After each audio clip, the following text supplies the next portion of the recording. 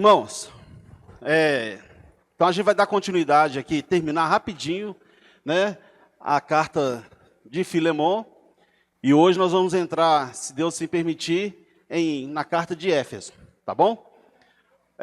Aí a gente vai na ordem cronológica, tá?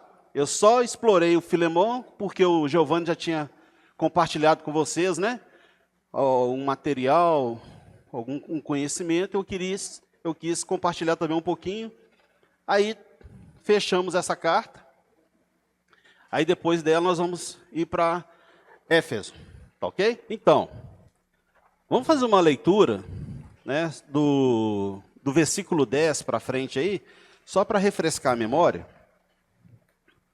Vou pedir já está com o microfone aí, né, irmão? Aí você lê para nós aí. A gente já explorou um pouco esse versículo 10, é só para trazer a memória aí de vocês aí. Gente, essa carta é fantástica, né?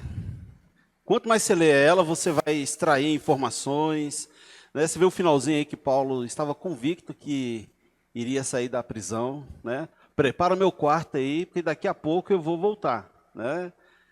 Prepara tudo bonitinho aí, para encontrar com vocês. A saudade devia ser grande, porque era 2 anos já, né, ele vai ficar preso 2 anos.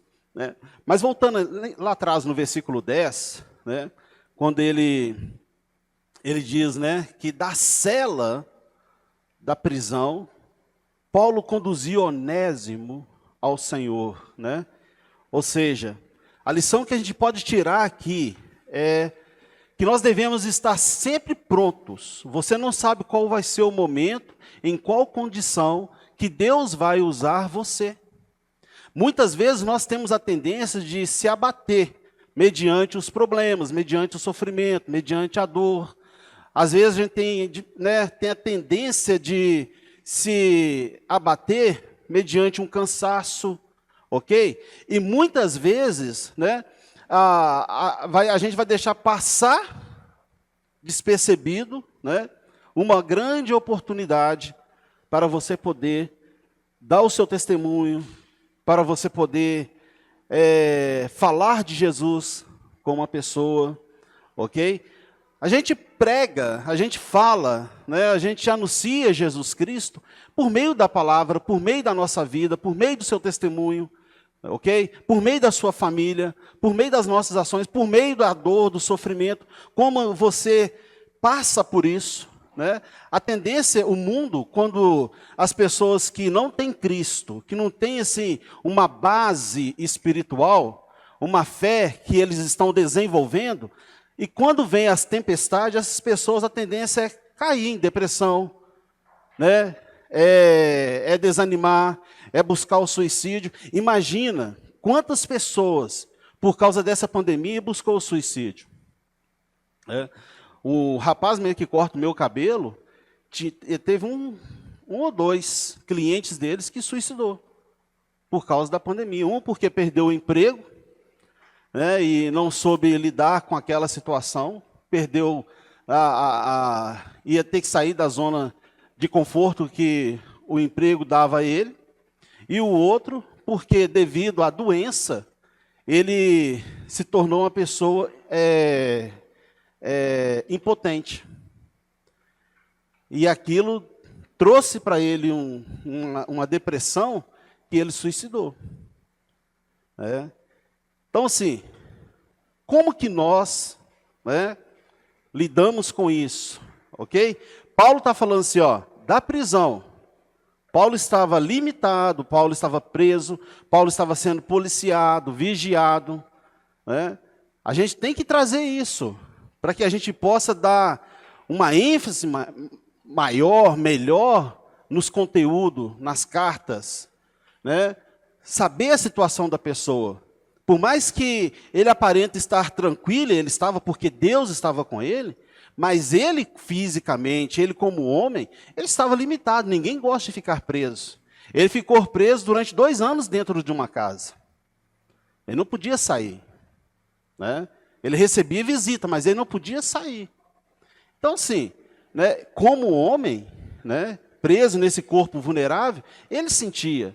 Né, mas ele estava sempre pronto para poder ser usado pelo Espírito Santo, para ser usado por Deus, né? Como uma ferramenta, como um instrumento de Deus, né? Por meio do Espírito Santo. E ele então conduziu uma alma até a cruz de Cristo. Esse é o nosso objetivo como igreja, irmãos, tá? Conduzir as pessoas até Cristo. O nosso objetivo não é resolver a vida das pessoas, os problemas das pessoas.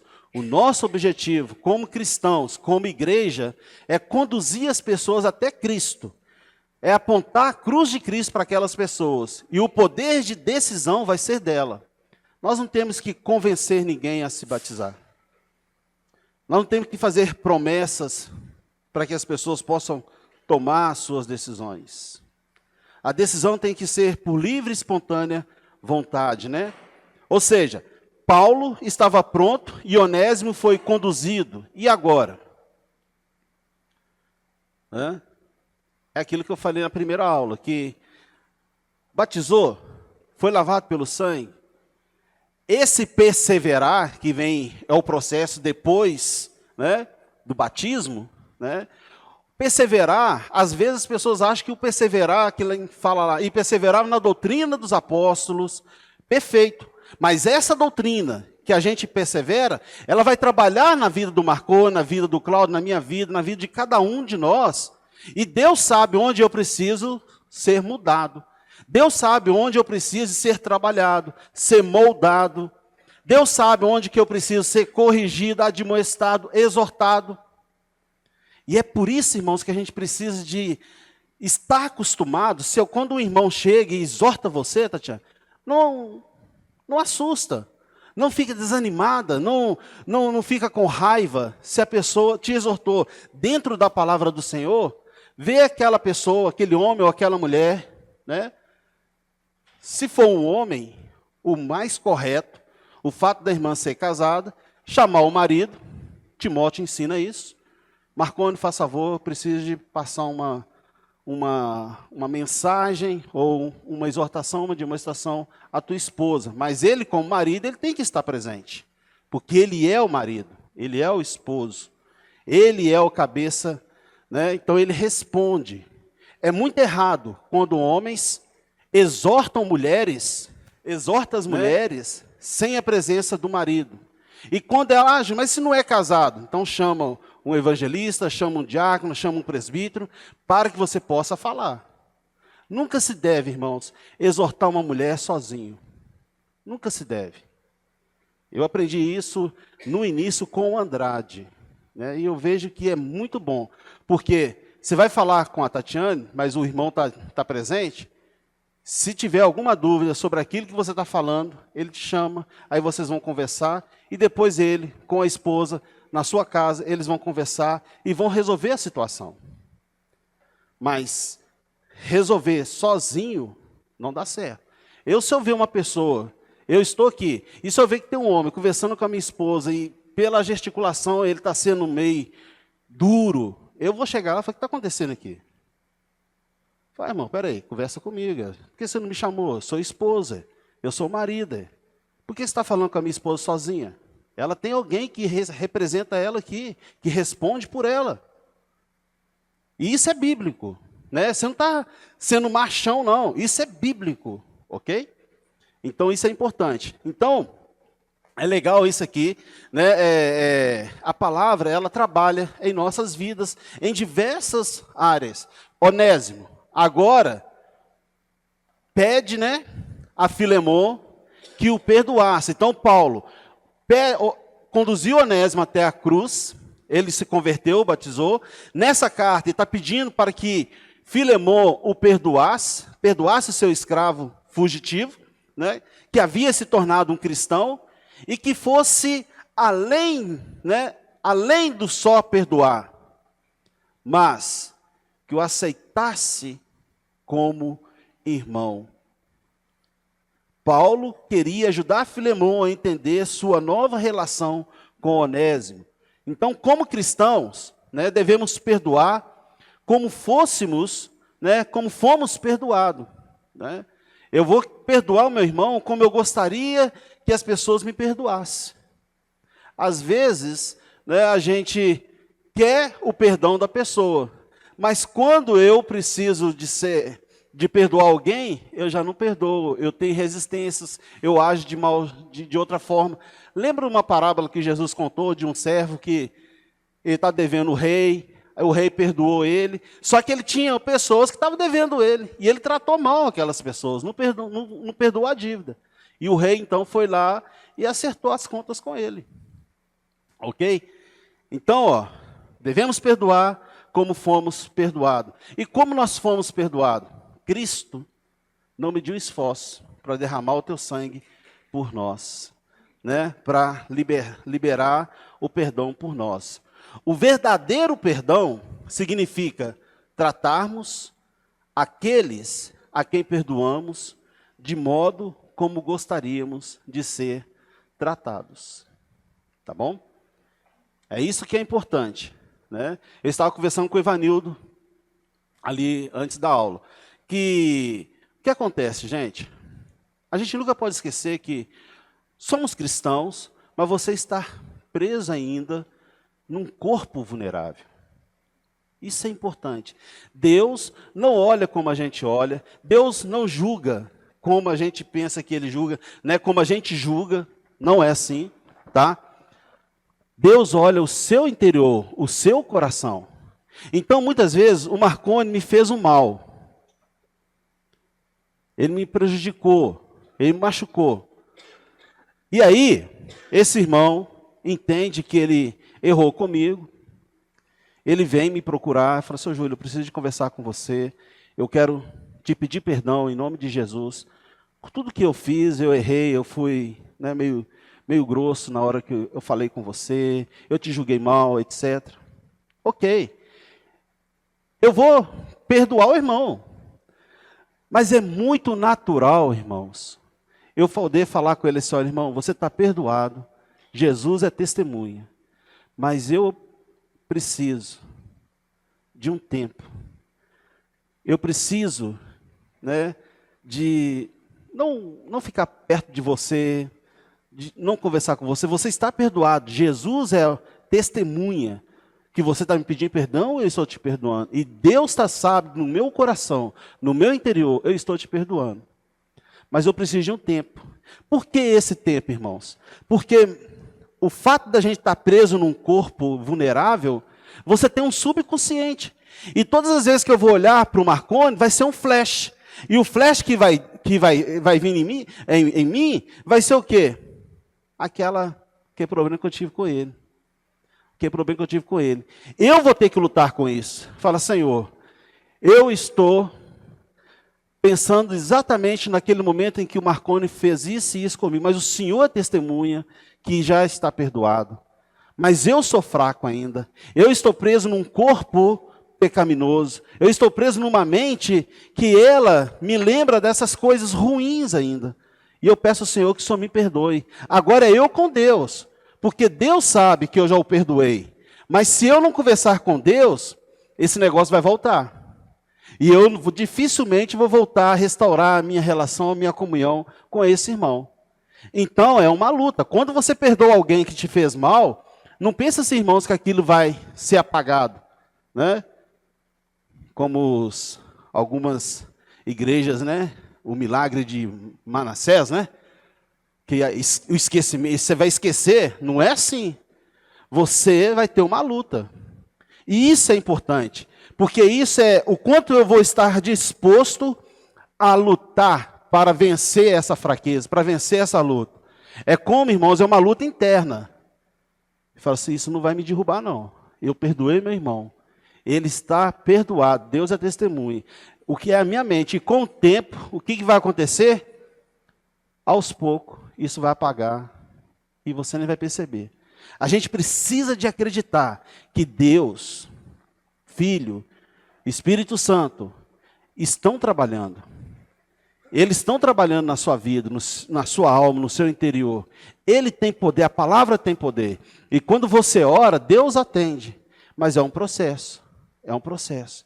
E quando você sai disso, E quando você volta a olhar para a pessoa, já nem lembra mais, assim, você olha com uma forma tão natural, você pode ter certeza que você cresceu um pouco espiritualmente. E você vai servir de exemplo, né, para uma outra pessoa que vai ter essa luta. Você vai encontrar com o irmão que está vivendo o que você viveu e você vai poder ajudar esse irmão. Tá bom? A gente tem que, né, enxergar as coisas como elas são, né? Aí, isso é importante você falar com o irmão que você vai ter essa luta, porque senão no dia seguinte o irmão vai passar perto de você, você vai para um canto, ele vai achar, tá vendo? O Júlio falou que me perdoou, mas não perdoa nada, né? Mas aí, se você fala com ele que você vai estar nesse processo, nessa luta, na hora que ele vê você fazendo isso, ele sabe que você está lutando, mas está tudo em paz entre vocês. Podem tomar ceia sem nenhum problema, porque Deus olha o interior. Às vezes nós que cobramos, de uma certa forma, injusta uns dos outros. Às vezes nós colocamos um fardo pesado em cima da pessoa, que ela não vai conseguir carregar. E Deus não coloca um fardo que seja além das nossas forças. Tá bom? E alguém até me perguntou assim, mas nesse processo, se a pessoa morrer, eu creio que ela está em paz com o Senhor, porque Deus olhou o coração daquela pessoa e sabe que ela foi sincera no momento em que ela perdoou. Eu acredito que foi o que aconteceu com Filemon, né? Quando ele encontrou com Onésimo, Onésimo entregou essa carta, ele leu essa carta, eu acredito que ficou tudo em paz. Mas não foi de imediato sorriso, essas coisas. Ele tratou ele como irmão, mas ele teve esse processo, tá bom? Aí dos versículos 11 ao 15, né? Tem até uma coisa interessante aí, a primeira parte do versículo 11 diz assim, ó: ele antes te foi inútil, né? Desculpa. Ele antes te foi inútil, atualmente, porém, é útil a ti e a mim, né? Como você explica, se fosse para você explicar a parte A desse versículo, como que você falaria? Alguém quer expressar aí? Olha bem, ele antes te foi inútil, atualmente, porém, é útil a ti e a mim. O que Paulo está querendo que Filemon entendesse quando ele fala, ele antes te foi inútil? Quem gostaria de falar aí? Júlio, eu acredito que por conta da forma que ele agiu, né? Uhum. Ele passa a ser visto agora como alguém inútil, né? Filemon sendo um homem de um coração generoso, né? Cuidou dele, deu oportunidade e o pago que ele teve sido saqueado, né?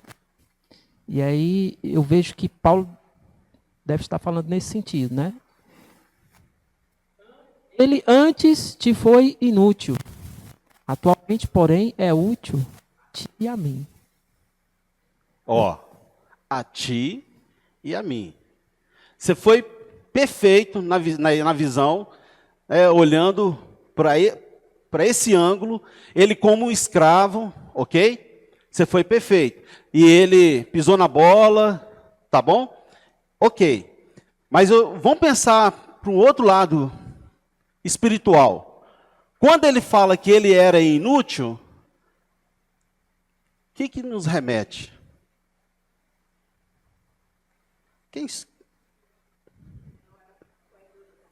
Não era conhecedor da verdade. Exatamente. Uma vez que nós não somos conhecedores da verdade, qual era o nosso estado? De inútil. Mortos. Não tinha valor nenhum. Onésimo, como escravo, ele dava algum resultado para Filemon, porque trabalhava para Filemon, ok? Mas o que Paulo está querendo mostrar para Filemon, ele saiu daí inútil, mas inútil como? Ele saiu daí sem Cristo. Ele saiu daí sem conhecer Jesus. Agora ele é útil. Está pegando a visão do negócio aí, da ideia, né? É só para a gente poder entender aqui, irmãos, o poder transformador do Evangelho, sabe? É o poder transformador do Evangelho. A palavra transformou aquele homem na prisão no momento em que ele se encontrou com Paulo. Um homem que antes era inútil no seu serviço anterior, porque com certeza no coração de Filemão, quando ele passou a vontade de exercer, né, a lei romana que dava direito de matar aquele escravo, por ele ter roubado ele, ok? Mas agora, quando uma pessoa é transformada por meio da palavra do Senhor, é a mesma coisa que dentro da igreja. Todos nós aqui, irmãos, temos o mesmo valor. Todos nós. Tá ok? É interessante que Giovanni sempre gosta, né? Não sei se aqui ele já falou, mas quando Cristo morreu e foi sepultado, aí me parece que, não sei se foi as mulheres ou foi depois Pedro, né, que foi lá. Aí os anjos estavam sentados, balangando as perninhas e olhando para os discípulos que estavam chegando, mas a cara deles não era cara de felicidade. Porque como vocês acham que os anjos olhou para nós? Pensam. O homem estava o quê? Maltratando o Senhor dos anjos, né? Tanto é que Hebreus é fantástico, porque o anjo fala assim, quem é o homem? Para o Senhor lembrar deles. Então, entenda assim. Então, quando aqueles anjos estavam em cima da pedra, falaram assim, estão procurando quem aqui? Né? Aí Jesus fala assim, ó, eles são meus filhos. Então, tipo assim, ó, trata com respeito. Baixa a bola. Até porque Hebreus fala que não há salvação para anjos. Né? Não há salvação. E aí, então, irmãos, isso nos remete a entender que, olha, toma muito cuidado como que você trata qualquer um dentro da igreja. Não pensa você que se você menosprezar alguém, né, nem precisa de falar. No pensamento você olha para aquele irmão ali, nossa, nem sei o que está fazendo aqui. Não contribui com nada. Não participa. Toma cuidado, porque ele é filho do Senhor. E se amanhã ele não estiver lá na eternidade, na glória, quem vai julgar isso vai ser o Pai. Não somos nós. Mas ele, enquanto ele passou pelas águas, foi lavado pelo sangue do Cordeiro, nós temos que tratá-lo como irmãos. E ele tem o mesmo valor do que qualquer um. É o que Paulo está falando com Onésimo. Ele era inútil. Nós, irmãos, sem Cristo não somos nada. Né? Remetendo aí para o nosso, tirando a aplicação. Sem Jesus, nós não temos valor nenhum. A Bíblia fala que esse mundo jaz ao maligno. A Bíblia fala que Deus não tem prazer neste mundo. A Bíblia fala que ainda esse mundo não foi destruído porque a igreja está aqui. Mas o dia em que as trombetas soarem, o dia que os anjos vier, o dia que Jesus vier buscar a sua igreja, ele não vai tocar mais nesse solo. Ele não vai pisar mais nesta terra. Ele vai buscar a sua noiva. Vai haver o casamento lá no céu. E esse mundo então será consumido. E isso não é novo para nós. Porque quando você vai lá em Gênesis, e que quando Adão peca, né? E você percebe que quando Eva come, não acontece nada. Mas depois que Adão come, a Bíblia fala assim, abriu-se então os olhos. E depois que Deus chega, né, lá no jardim, porque todo dia, à tardezinha, Deus ia lá bater um papo com seus filhos, né, tomar um chá das 5 com seus filhos. E ele então, não vê ele, fala assim, Adão, onde estás? Adão, onde está? Ele está escondido. E aí, então, Adão fala que, porque estava nu, me escondi, há aquele papo. E ele então, fala assim, ó, né, dá o castigo para a serpente, dá o castigo para a mulher, né, vai aumentar as dores do parto, ok? e fala assim: você, Adão, por sua causa, a terra se torna maldita. Eu entendo, irmãos, que desde aquele momento, Deus perdeu o prazer na sua criação. E é por isso que você olhar Salmos, quando a gente olhar Jó, você vai ver que a natureza geme. É por isso que nós vamos ver que Jesus, ele estabeleceu a paz. Não foi só entre o homem e Deus, mas ele estabeleceu a paz também entre a natureza e Deus. Porque o pecado atingiu foi tudo. Não foi só a nossa relação com Deus. Pensam bem, né? Pensam nisso aí para vocês verem, né? Então, quando ele fala que ele não é útil, e Filemon não era um homem, ele era um homem culto, era um homem generoso, era um homem que participava, era um homem que tinha prazer de receber a igreja. Irmãos, uma pessoa que tem o prazer de receber a igreja, de abrir a sua casa, de fazer a sua casa uma igreja, gente, algo a mais essa pessoa tem. Algo a mais ela tem. Então, Filemon, quando Paulo fala isso, com certeza, na hora que ele estava lendo aquilo, isso foi já trabalhando no coração dele, na mente dele, e ele ouvindo, tá? Aí vem uma perguntinha para você pensar aí. Qual o valor tinha um escravo? Como foi, ou como era, a vida pregressa de Onésimo? Na fazenda, qual o valor, né? Qual valor tinha um escravo, como foi ou como era a vida pregressa de Onésimo, naquela fazenda, ou naquele sítio, ou naquele casarão. Aí vocês escrevem o livro, coloquem o que vocês acharem. Será que tinha ou existia algum laço afetivo entre Filemon e Onésimo? Eu gosto dessas coisas porque isso aplica, né? A gente vê o trabalho que a igreja tem como igreja, como família, como unidade. Irmãos, não é só a gente vir pregar o evangelho, tomar a ceia, ficar meia hora conversando e ir embora.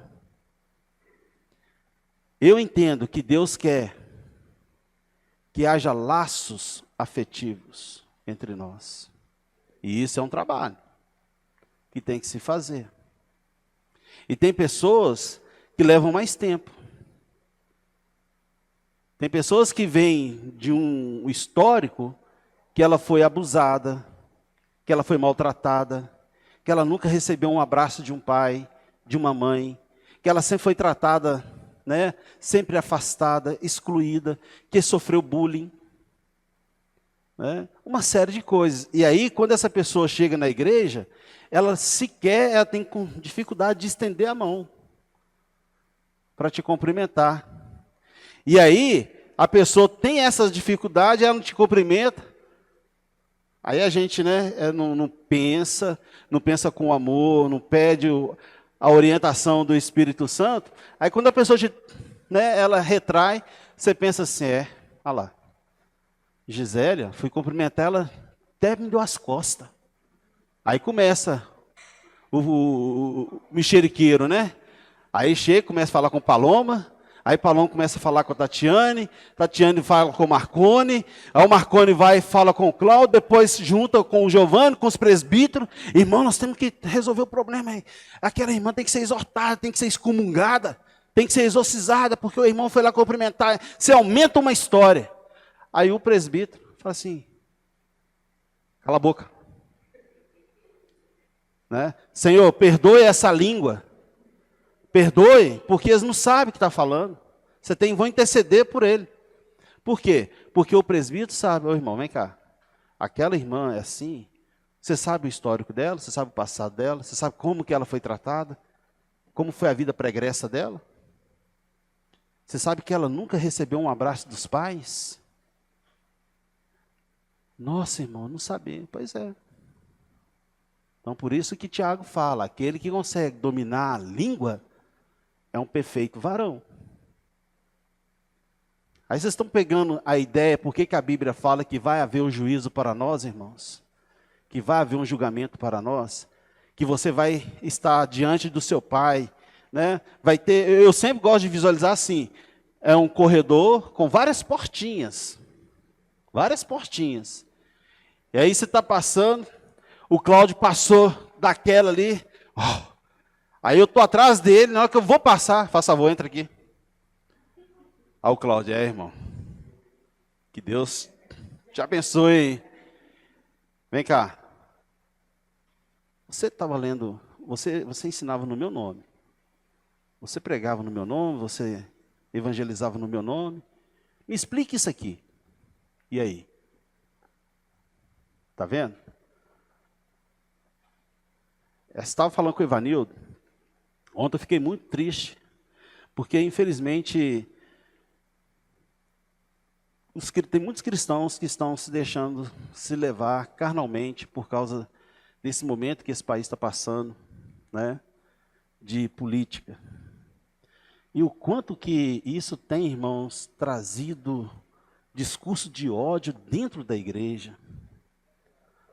O quanto que a gente vê irmãos brigando, né, idolatrando homens. Irmãos, eu não sou comunista, eu não sou capitalista, eu não sou socialista, eu sou cristão, filho de Deus Altíssimo. Ele é meu Senhor, a palavra que me conduz. Agora, eu tenho as minhas obrigações, sou um homem trabalhador, tenho família, tenho que honrar com os meus compromissos. E eu oro a Deus, como Paulo instrui lá em Timóteo, para que a gente possa orar para essas autoridades, para que eles possam ter paz para governar e fazer o que eles têm que fazer. E se eles fizerem errado, eles vão ter que prestar contas com Deus, mas para que para nós também tenhamos paz.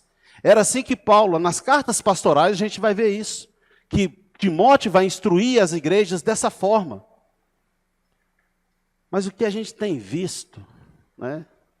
Aí ontem eu vi um irmão colocou que precisamos, né? Pegou a passagem de Marcos que fala que tem certas castras que só sai com oração e jejum. Como é que é? Exatamente. E ele se referiu, falou assim, nós temos que fazer isso para a gente poder expulsar esses demônios. E, irmão, pensa bem. Não tenta enrolar Deus, você não enrola Deus, não. Quando você fala um negócio desse, Deus está vendo a quem você está se referindo isso. E por causa de uma bobagem dessa, que isso não vai te trazer nada, vai representar nada, acrescentar nada para a sua vida. Mas o dia que você estiver diante de Deus, Deus pode falar assim, a quem você está se referindo, demônio? Porque se eu refiro o meu irmão a demônio, eu estou se referindo a Cristo a um demônio. Porque o meu irmão é simplesmente um fragmento de um corpo, no qual eu também faço parte. Então vamos tomar cuidado, irmãos. A Bíblia fala, não há um justo sequer. A Bíblia fala que esse mundo jaz ao maligno. Sabe, a gente vê irmãos brigando, irmãos xingando, irmãos, que isso? Então isso é triste. E pior que são irmãos que a gente vê, que são irmãos que pregam, que ensinam.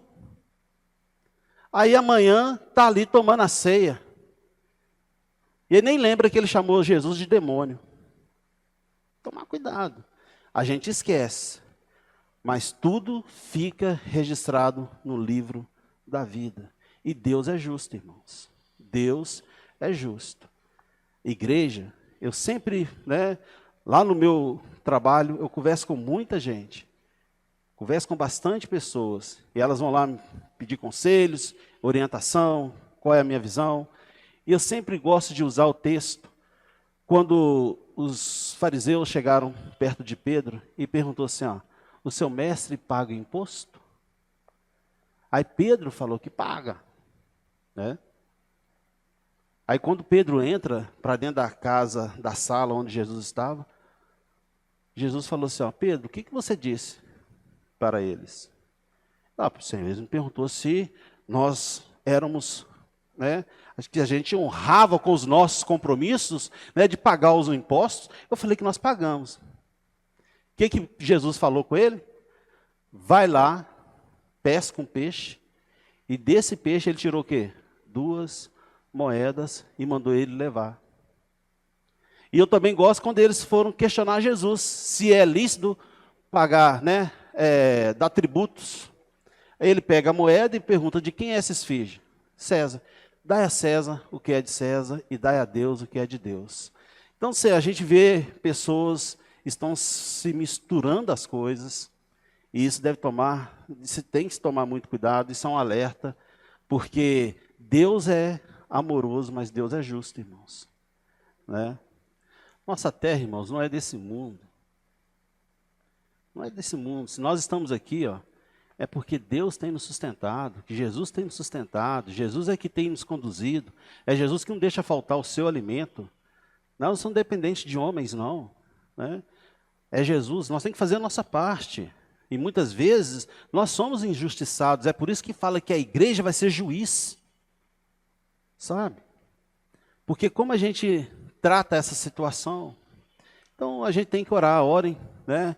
Nas suas orações, lembre desses irmãos, né? Para que eles possam ser advertidos enquanto é tempo, que eles possam ser exortados, que eles possam ser chamados, né, e repreendidos, e que a gente não é que se envolver, né? Eu cumpro com meus deveres, eu sou uma pessoa que nunca deixei de votar, vou lá e voto, eu voto nas pessoas, né? Eu nunca voto nulo, eu faço o meu papel, mas eu não me deixo ser dominado por isso aí, irmãos, porque eu sou cristão, eu sirvo a Cristo, é Cristo que reina na minha casa, né? Nós já passamos fases difíceis na vida, sabe? Difíceis, mas que a igreja cuidou, a igreja sentou. Maria Antônia teve Maria Antônia era muito nervosa, até hoje é nervosa aquela nega. Mas no início ela deu uma gastrite maligna na boca do estômago. Isso foi no início da nossa conversão, fizemos os exames, levei, o coquetel que ela tinha que tomar era muito caro. A igreja cuidou da gente, sustentou a gente, não deixou faltar, né? Em qualquer a igreja sempre cuidou. Então a nossa dependência tem que estar em Cristo. Agora, Cristo pode levantar uma mula, Cristo pode fazer qualquer né, vir e te ajudar. Deus pode fazer isso. Né? Mas a nossa dependência que seja do Senhor. Do Senhor. Né?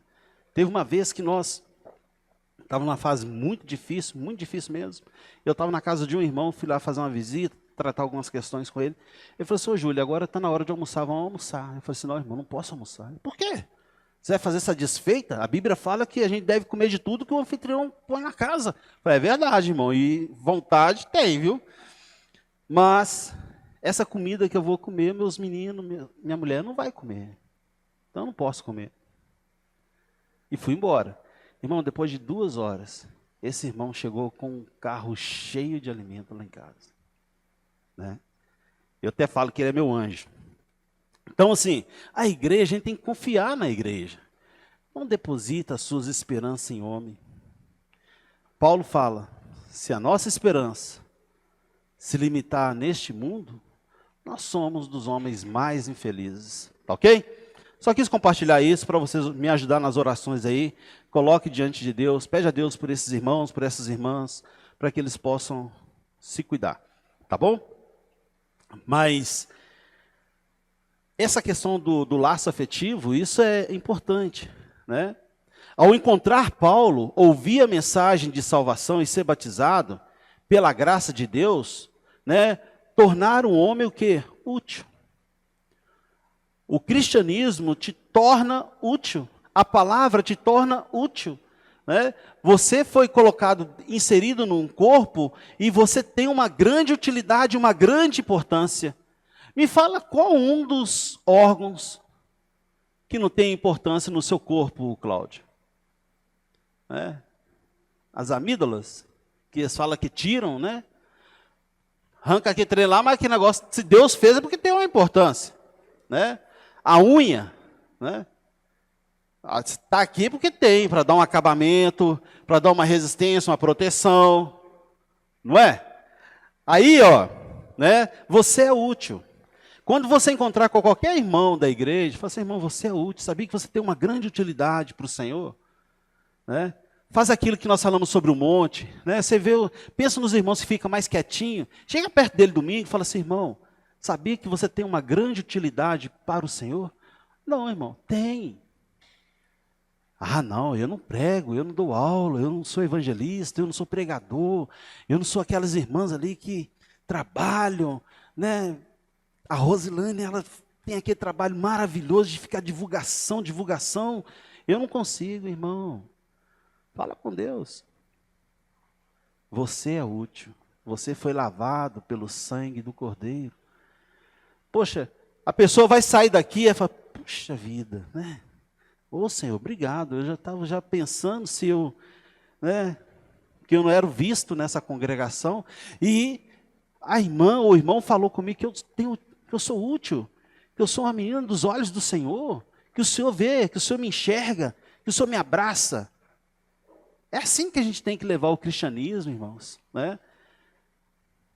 Traz isso, você vai ver como você vai alentar as pessoas, né? Ô Marconi, lê para mim Colossenses 3, versículo 22 ao 24, por favor. Servos, obedecei em tudo ao vosso Senhor segundo a carne, não servindo apenas sob vigilância, visando tão somente agradar homens, mas em sigileza de coração, temendo ao Senhor. Tudo quanto fizerdes, fazei-o de todo o coração, como para o Senhor e não para homens, cientes de que recebereis do Senhor a recompensa da herança. Amém. Amém. Né? Tudo que fazeis, né, você vai servir, sirva em singeleza de coração, né? Seja grato, faça com alegria, faça com amor, faça com prazer, né? É por isso que nós, todos os domingos, né, motivamos as pessoas, fazemos abertura, na hora da ceia, toma a ceia com alegria, toma a ceia com prazer, toma a ceia com o coração, demonstrando uma gratidão ao Senhor pela sua salvação. Para Paulo, um filho amado, né? Para Paulo, Onésimo, um filho amado. E para Filemon, um irmão amado. Está no versículo 16. Aí, ó, ele diz aí, ó, versículo 16. Não como escravo, antes muito acima de escravo, como irmão caríssimo, especialmente de mim, e com maior razão de ti, quer na carne, quer no Senhor. Ele continua sendo escravo e irmão. Ele vai continuar servindo Onésimo, ou Filemon. Mas agora, ele é irmão de Filemon. Tá bom? A escravidão, irmãos, era difundida por todo o Império Romano. E naqueles dias, os cristãos não tinham poder político para mudar o sistema da escravatura. E Paulo não condenou nem tolerou a escravidão. Pela carta você vê, ele não condena, mas também ele não tolera. Por isso que ele fala, Filemon, ele é teu escravo, mas seu escravo é irmão. Ele agora é teu irmão, trate ele como seu irmão. Tá? Ele vai continuar servindo a você, mas ele é teu irmão. Beleza? Mas Paulo trabalhou para transformar os relacionamentos. É isso que a gente tem que fazer. Ok? Nós citamos aqui a dificuldade que tem de irmãos que trabalham para irmãos. Né? Por que tem essa dificuldade? Porque muitas vezes não há aquele trabalho de quê? De estreitar os laços como cristão. Né? Na hora que estão lá dentro, né, o chefe chamar, reunir, antes de começar a obra, antes de começar a produção, vamos fazer uma oração, vamos demonstrar quem somos. Para que as pessoas que ainda não são cristãs, elas percebam e vejam que aquilo ali, aquele local é um ambiente cristão. Eu estou tentando lembrar aqui o irmão que faz isso na empresa dele, né? E ele tem conseguido levar o evangelho para muitos dos seus funcionários. Alguns se batizaram. E, pensam bem, melhorou assim muito o ambiente daquela empresa. Deus está trabalhando, né? As boas novas transformam as estruturas sociais, mudando as pessoas dentro dessas estruturas, né? Senhor, que é o Filemon, escravo, que é Onésimo. E a palavra de Deus, ela tem vários pontos, várias passagens que falam sobre isso, como que deve ser essa relação, né? O verso 15 fala que ele veio a ser afastado. A ação de Onésimo, né, o afastou. Qual foi a ação de Onésimo?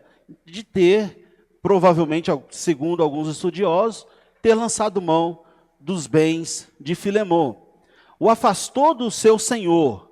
Mas podemos ver, até mesmo em casos como este, de rebeldia, ou de ambição, de cobiça, de ganâncias, de não perder o controle, de querer tomar o que não pertence, sabe? Até nesses casos, a gente vê a ação poderosa de Deus, a providência soberana de Deus. Porque quando você agora, né, você consegue fazer a leitura de que ele fez tudo, está tudo errado, mas ainda assim, a gente vê a graça, a gente vê a misericórdia, vê a paciência de Deus, a gente vê Deus olhando para ele, Deus não tirou os olhos dele. Quando ele foi para Roma, o tempo que ele ficou, né, ou gastando o dinheiro que ele usurpou lá de Filemon, mas Deus estava olhando para ele, né?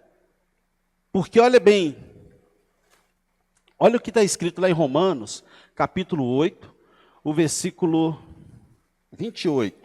Sabemos que todas as coisas cooperam para o bem daqueles que amam a Deus, daqueles que são chamados segundo o seu propósito. Ó, Júlio, então, de um lado foi bom ele roubar? Não.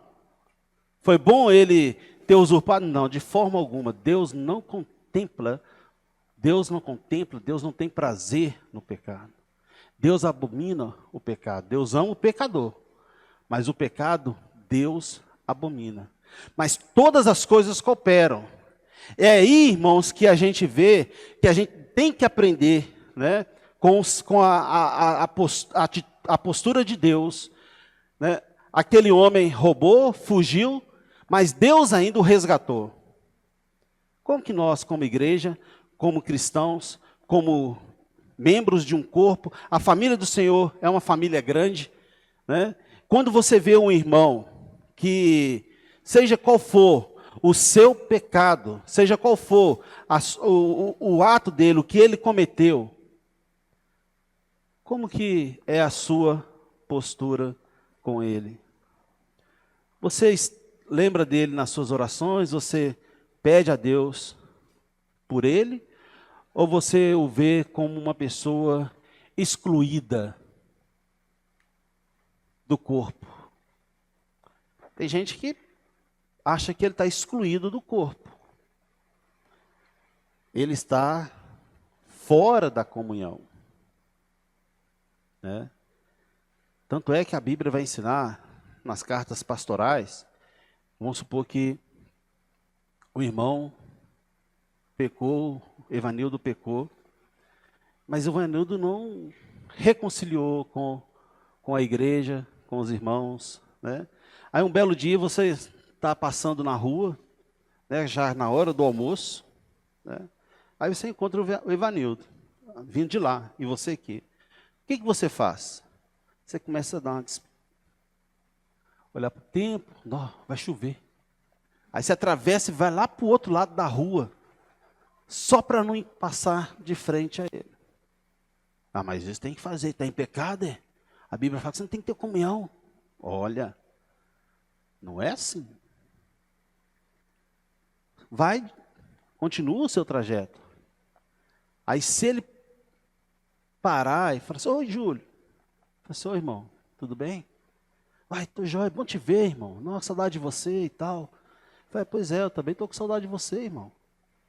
Então, tá na hora do almoço, vamos aproveitar? Vamos almoçar junto. Eu falei, irmão, Até que eu gostaria, só. E isso até bom, porque eu estou zerado, você ia pagar o pandeco para mim. Né? Até ia ser um prazer poder almoçar com você, só. Mas, irmão, volte para a igreja te ama. Reconcilia lá com o povo, só. Nós vamos ter o prazer de fazer não só almoçar junto, mas fazer um churrasco. Você é amado pela igreja. Ele vai sair nervoso com você, irmão, porque você deixou de almoçar com ele? De forma alguma. Ele vai sair e vai ver e vai reconhecer o quanto que ele é amado pela igreja. O que Jesus fez, irmãos? Não é a gente dar as costas, não é a gente excluir a pessoa, né? Não, enquanto ela não se arrepender, largue essa pessoa. Não é assim não, irmão. A gente não manda ninguém para o inferno e a gente também não leva ninguém para o céu, irmão. Mas Jesus quer ver nós, como igreja, como templos do Espírito Santo. Ele quer ver a nossa capacidade de exercer a graça e de exercer a misericórdia. É isso que Jesus quer ver em cada um de nós. O desafio está lançado para a igreja nesse sentido. Aí quando é fácil você relacionar com as pessoas que são tranquilas, com as pessoas que não dão problema, com as famílias que são joia, mas o desafio é você começar a desenvolver e trabalhar com aquelas pessoas que constantemente ficam oscilando. O que a Bíblia ensina? Lembra daquela parábola da ovelha, aquela teimosa? Eu não esqueço dessa pregação do Andrade há mais de 28 anos. Cláudio lembra do Andrade, né, Cláudio? Ou não? Conheceu, não? O Antônio. É o Antônio, não é? Luísa. Então, Luiz Antônio, que chama, né? Eu acho que é Luiz Antônio. Isso. Família, né, eu tive o privilégio de poder ter comunhão com eles, com o Andrade, né, porque a dona Santuza, que é esposa, os filhos na época ainda não tinham saído, ou tinham afastado e tal. Mas o Andrade, ele deu uma pregação, né, dessa ovelha, porque a gente tem muitas ovelhas teimosas, né, como que você faz? Né? E ele fala que o pastor vai lá e a ovelha, o bicho louco, né, que é bichinho desorientado, né, às vezes, quando ele olhar, o bando já foi, está indo, né? Aí o pastor tem que ir, né, gente? Aí o pastor tem que ir atrás. Aí vai lá e pega ela, joga ela aqui a cabrita, né? A ovelha no ombro e leva. Aí beleza. Aí tá pastando de novo. Quando assusta, já tá de novo fora. Aí o pastor vai lá, pega a varinha, dá nela uma varada, né? Bora, vem cá, vai lá buscar, né? E o pastor já está de olho nela, né? Ele fala desse jeitinho, está de olho nela. Aí está lá, né, com as ovelhas no meio, de repente, a bichinha está fora de novo. Aí ele, o que eu vou fazer? Ele pega a ovelha, ele vai e quebra a perna dela. Quero ver se vai sair de novo. Como é que ela vai fugir? Sabe? É bom você ir, né, sem uma perna para o céu do que você ir para o inferno, perfeito, né? Então, ele quebra a perna da ovelha, porque aí ela vai ficar quieta. Ela não vai fugir, né? E muitas vezes, né, às vezes esse fugir e para voltar leva dias. E como que ela volta? Magra, desnutrida, doente. Às vezes, né, teve que se defender de algum bicho, de algum predador, está ferida. Né? Aí ela chega desse jeito dentro da igreja.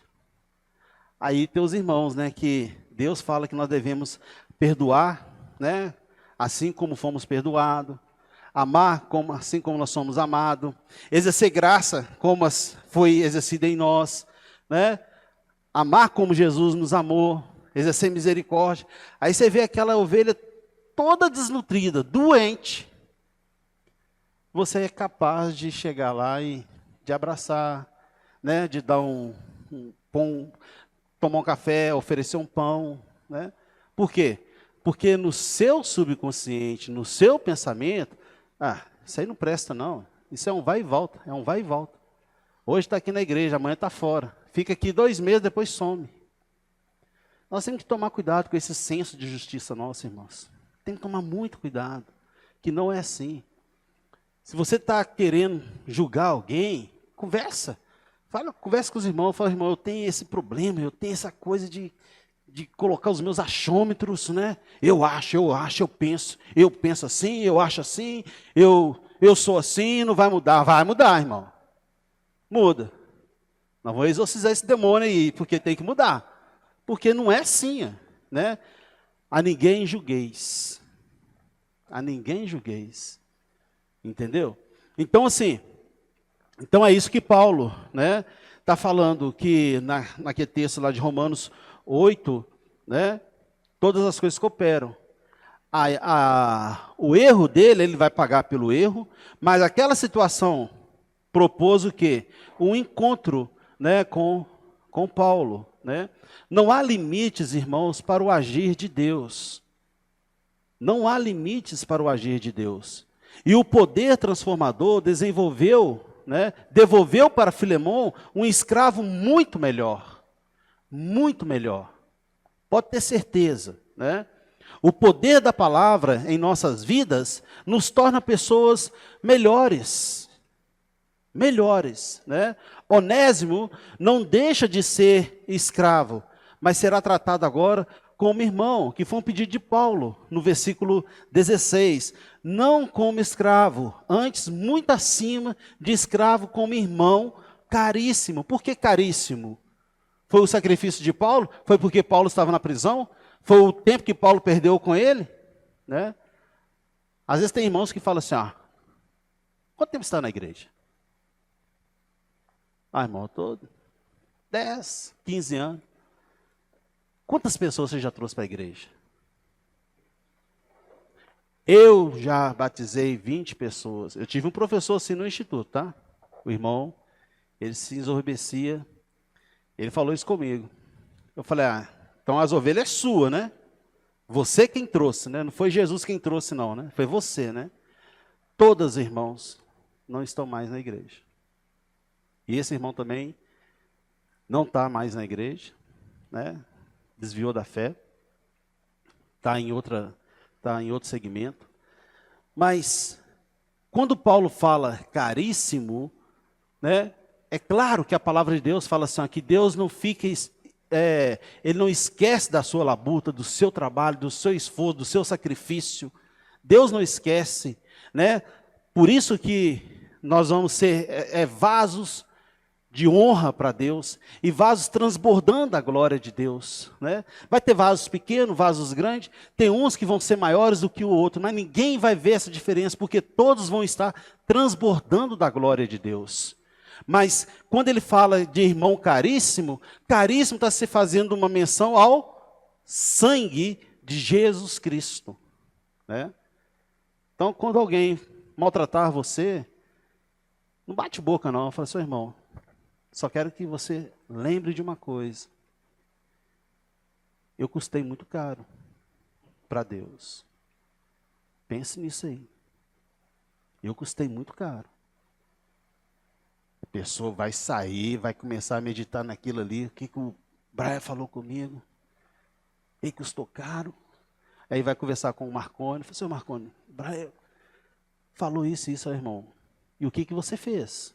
Não falei isso nada não. Pois é. Mas ele está fazendo menção ao sangue do Cordeiro. Esse sangue que você foi lavado por ele, também lavou aquele irmão. Então ele é caríssimo. Ô Filemon, Onésimo, o teu escravo, não esqueça. Ele custou caro para ele se tornar o que ele é hoje. Beleza? Os versos 17 e 18, né? Esse é um ponto forte, né? Esse é um ponto forte e comovente da carta. Olha o que diz aí, ó. Se, portanto, me consideras companheiro, receba-o como se fosse a mim mesmo. E, se algum dano te fez, ou te deve alguma coisa, lança tudo em minha conta. Nessa versão aqui diz assim, o versículo 17. Assim, se você me considera como irmão na fé, receba Onésimo como se fosse eu mesmo. Se ele deu algum prejuízo ou deve a você alguma coisa, ponha isso na minha conta. Porque eu entendo, irmãos, que esse é um ponto forte e comovente da carta, né? Porque é uma perfeita ilustração de imputação. Ou seja, receba-o como se fosse a mim mesmo. Filemon, dá-lhe um mérito, né? Que o mérito seja dele. Como você, Paulo está dizendo, como que você me vê? Como que você, né, me aceita? Quais são, né, a sua visão da minha pessoa? Receba-o como se fosse a mim. E olha, e se ele te deve alguma coisa, lance tudo em minha conta. Ou seja, dá para mim o seu desmérito. O mérito é dele, receba-o. O mérito é dele. Mas o desmérito, que é a dívida, lança em mim. Olha o que Tiago diz no capítulo 2, versículo 22.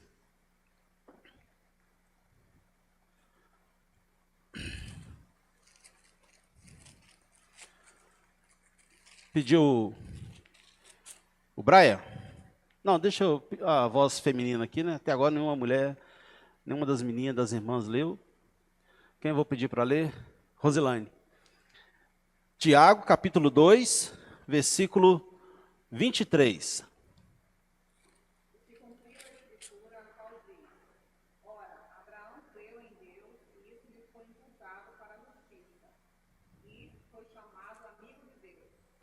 Abraão creu em Deus, e isso lhe foi imputado para justiça, né? Imputação, né? Imputa a mim, né? O mérito passa para ele, mas o desmérito dele passa para mim. O que a gente vê aí, irmãos, é bem bacana, porque o que Jesus fez? O pecado nos afastou da glória e da presença de Deus, nos destituiu da comunhão do Senhor, né? E nós tínhamos uma dívida muito grande diante do Senhor, né? Mas Jesus, o que Ele fez por nós, né? Intercedeu, né? Ele imputou, né? Ele se deu por cada um de nós, levantando naquela cruz, derramando o seu sangue. E aí você pode associar isso perfeitamente com aquela oração sacerdotal do Evangelho de João, capítulo 17. Lê ela com calma. Visualiza a cena, como Jesus estivesse no lugar falando com Deus e fala assim: Pai, fiz tudo o que o Senhor me ordenou fazer. Resgatei os seus, que o Senhor me deu, né? Que o Senhor me deu. E eles estão aí. E agora, eu vou para junto de ti. Mas que o Senhor não os livre, que o Senhor não os tire do mundo, mas que o Senhor os livre do mal, né? Jesus deu a vida por nós, que os méritos agora seja da igreja. Porque do jeito que o Senhor me olha, Deus olha para a igreja. Porque a igreja é a noiva de Cristo. E Cristo é o Filho de Deus. Então o olhar de Deus não é um olhar diferente, irmãos. Porque Ele olha para a igreja assim como Ele olha para o Filho. Porque Ele sabe que esta igreja, pura, santa, imaculada, né? Inacessível, que as portas do inferno não prevalecerão contra ela, esta igreja custou caríssimo. Aí quando você começa a ir para esses, né, você começa a ver as coisas desse ângulo, e Filemon, quando Paulo fala que ele custou caríssimo, e ele entende que está se fazendo a menção do sangue de Cristo, podemos seguramente, a Bíblia não fala, como que foi a relação de Filemon com Onésimo. Beleza? E aí vem, né, as saudações, né, que ele fala, certo, o versículo 21, como estou da tua obediência, eu te escrevo sabendo que farás mais do que estou pedindo. E eu acredito que ele fez, viu, irmão? Eu acredito que ele fez. O gostoso, sabe o que é, gente? Que depois, se estiver inspirado, que gosta de escrever, né, você pode escrever. Né? O que você imagina que Filemon fez mais para Onésimo? Qual que foi a relação de Filemon com Onésimo? Né, Paulo pediu, e eu acredito que ele fez. Senhor, eu também acredito, eu acredito que Filemon, né, deu ele uma casa bonita, ele casou, ele encontrou com, né, teve uma esposa, teve filhos, ele somou com a igreja que estava lá na casa de Filemon, sabe? Você pode ir para esses campos tranquilo, tranquilo, porque ele era obediente e era muito grato, porque Paulo fala isso, né? E, ao mesmo tempo, prepara-me também pousada, pois espero que por vossas orações vos sereis restituído. Paulo tinha amor verdadeiro pela igreja. Paulo tinha saudade desses irmãos. Paulo pede oração para que logo, logo eu esteja restituído, né, ao lado de vocês, nos braços de vocês, né? Então imagine Filemon lendo essa carta, né? Com certeza as lágrimas desceram, porque havia um laço muito forte entre Filemon e Paulo. Para que Paulo falasse dessa forma, né? Essa carta tão contundente, tão forte, tão especial, tão amorosa, e com um pedido tão importante, e que ele fala assim, você me deve a sua vida. Filemon sabia muito bem o que Paulo estava expressando. E Paulo tinha uma confiança grande nele, e falou assim, eu não quero exercer a minha autoridade sobre você, porque você é um conhecedor, você entende e você sabe quem somos. Então faça, né, a sua aproximação, o retorno de Onésimo, que isso tudo seja por meio exclusivo, unicamente por meio do amor que reina sobre nós. E ele então termina fazendo as saudações, que é normal, nas suas cartas. Ele diz, saúdam-te, Epáfras, prisioneiro comigo, em Cristo Jesus, Marcos, Aristarco, Demas e Lucas, meus cooperadores. A graça do Senhor Jesus Cristo seja com o vosso espírito. E assim nós encerramos Filemon, né? Foi esse conteúdo que eu quis passar para vocês aí. Espero que ele possa ajudar, né? Como tem me ajudado, me ajuda bastante até hoje, né? Na caminhada, né? Na caminhada cristã. É uma carta que, de repente, você conhece um irmão, uma família, que há atrito entre eles. Não precisa ser cristãos, mas essa carta te dá uma bagagem para que você possa ser visto como conciliador, né? O intercessor, um mediador ali, para tentar apaziguar aquela situação. Ok?